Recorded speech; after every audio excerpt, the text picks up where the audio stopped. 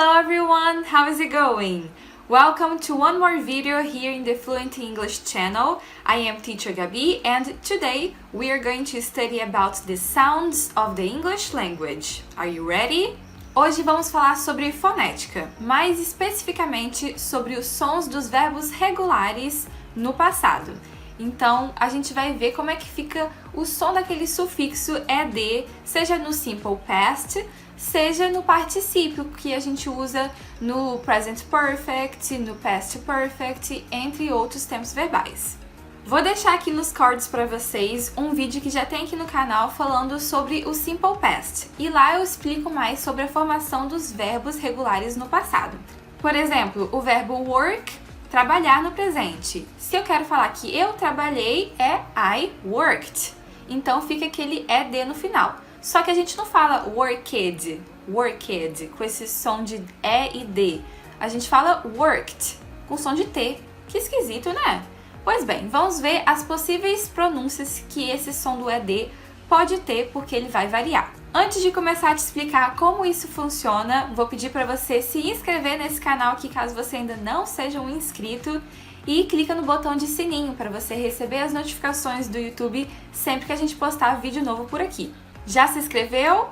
Deixa seu like aí também para fortalecer a nossa amizade, tá bom? Me ajuda bastante. Dado o recado, let's get started, shall we? Existem três possíveis pronúncias que o sufixo ed pode ter nos verbos regulares no passado. Pode ter o som de d, som de t, e o som de ed mesmo no final. Por exemplo, o verbo love no passado fica loved, com som de d no final, a primeira categoria. Já o verbo work, que eu já tinha mencionado, fica com som de t, worked, no passado, a segunda categoria. E na terceira categoria temos, por exemplo, o verbo visit, que no passado fica visited. Vocês podem ouvir o som do E e o D bem claramente, diferente da primeira categoria, onde o sufixo ed só vai ter o som de D, porque o E fica silencioso. Mas calma, que eu vou te explicar o que faz cada verbo entrar em uma dessas categorias. Mas antes disso, a gente precisa entender dois conceitos da fonética em inglês, que é o que a gente chama de voiced sound e voiceless sound. Voiced sounds são aqueles fonemas que emitem vibração aqui nas nossas cordas vocais quando a gente os pronuncia. Prestem atenção nesses fonemas que eu tô colocando aí na tela para vocês.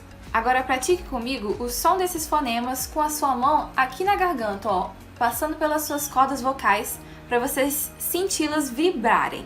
Por exemplo, o som da letra B. B. Emite vibração aqui. Mesma coisa para o G em inglês. J. L. M. N. R. V.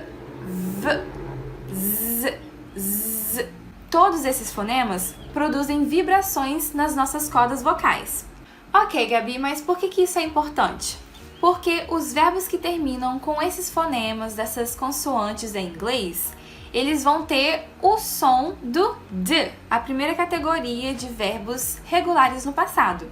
Lembra que eu tinha dado o exemplo do verbo love, que fica loved no passado?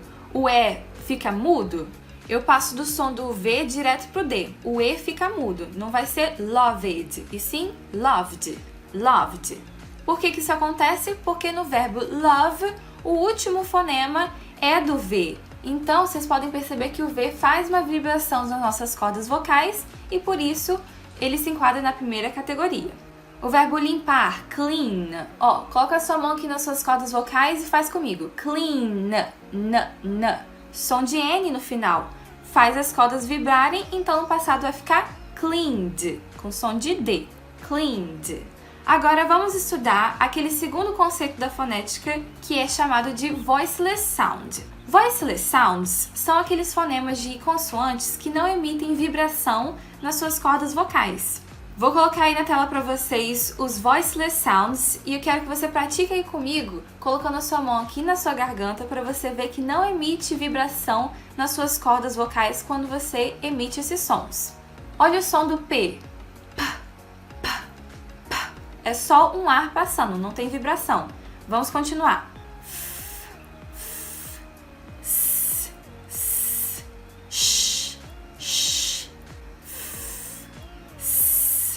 Os verbos regulares que terminarem com esses fonemas em inglês vão fazer parte daquela segunda categoria que vai ter o som de T no passado. Por exemplo, o verbo help, ajudar, termina com um fonema que não emite vibração. Help. Por conta disso, no passado, a gente não vai falar helped com som de D, e sim com som de T, e fica helped. Helped. Veja alguns exemplos e aí eu vou comparar no presente e no passado e veja como no passado vai ter o som de T no final. Kiss, kissed. Laugh, laughed. Wash, washed. Finish, finished. Dance, danced. E por aí vai, tem muitos outros. Teacher Gabi, muito difícil. Como é que eu faço para saber se o verbo no passado tem som de D, tem som de T no final? Como é que eu faço para saber? Usa a técnica de colocar a sua mão aqui na garganta. Se o último fonema do verbo tiver vibração, a pronúncia no passado vai ter som de D. Se ele não emitir vibração, a pronúncia no passado fica com som de T.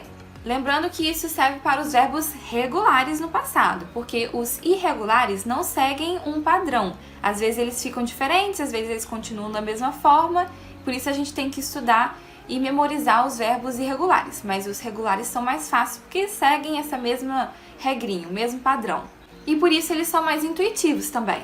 Se você prestou atenção no início do vídeo, eu tinha falado que tinha 3 categorias, e até agora eu só falei de 2. Então vamos falar dessa terceira categoria de verbos que vão ter uma pronúncia de ED no final mesmo. Isso acontece com todos os verbos regulares que terminam com o fonema do T ou do D. Eu já tinha dado o exemplo do verbo visit, visitar, e ele termina com o fonema do T. Então, no passado fica visited, visited, com o som de ED mesmo. O E não vai ficar silencioso. Veja alguns outros exemplos. Vou colocar também de novo no presente e no passado. Observa como no passado eu vou pronunciar claramente o final ED. Want, wanted. Need, needed. Remind, reminded. Praticando essas regrinhas de fonética, a sua pronúncia com os verbos regulares no passado vai melhorar e muito. A princípio, a gente tem que sempre ficar checando a pronúncia, mas depois de um certo tempo você pega o jeito e de tanto você utilizar certos verbos, você já memoriza como é que fica a pronúncia deles no passado. E já que a gente está falando desse assunto de pronúncia, sons e fonética, vou deixar a dica aqui de um site que eu sempre utilizo quando eu tenho dúvidas sobre a pronúncia de alguma palavra em inglês. Ele se chama Cambridge Dictionary. Esse dicionário é utilizado como referência acadêmica no mundo todo, então você pode confiar e lá você consegue observar as pronúncias do inglês americano e britânico e dessa forma compará-los. Vixe, quase me esqueci de uma coisa importante. Até agora eu mencionei os verbos que terminam com o fonema de consoante no final e aí você utiliza a técnica da vibração para saber qual a pronúncia certa no passado. Porém, tem verbos que terminam com fonema de vogal. Nesses casos, eles vão ficar na primeira categoria, ou seja, o som vai ser só da letra D, com o E sendo mudo. Por exemplo, o verbo play. Play termina com um fonema de uma vogal, então no passado fica played, só com o som do D, played.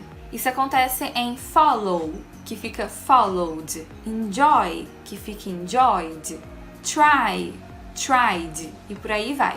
Espero que esse vídeo tenha sido útil para você aprender um pouco sobre a fonética do inglês e melhorar a sua pronúncia em relação a esses verbos regulares no passado. E caso você queira colocar em prática tudo que você aprendeu por aqui, vou deixar na descrição desse vídeo o link de uma atividade online onde você pode categorizar os verbos de acordo com o fonema deles e ver qual que é a pronúncia certa no passado. Vou ficando por aqui, bons estudos and see you in the next video. Bye!